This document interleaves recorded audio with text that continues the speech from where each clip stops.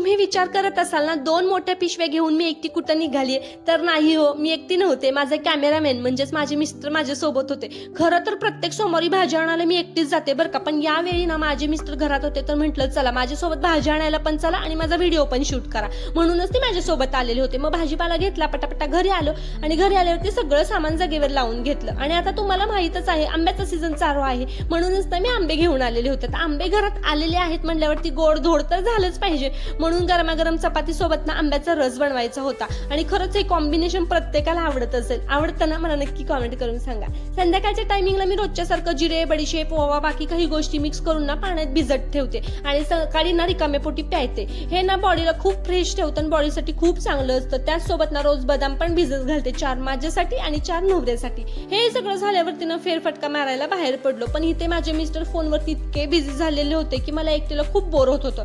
तेवढ्यात ना माझी नजर एका मुलीकडे गेली. तिथे मस्त ती आईस्क्रीम खात होती. आता तिला बघून ना मलाही लगेच इच्छा झाली आईस्क्रीम खायची. मग काय मी पण पटकन एक चोकोबार घेतला आणि खात खात आम्ही घरी आलो. तर असा होता दिवस. आवडला तर सबस्क्राईब. Bye bye.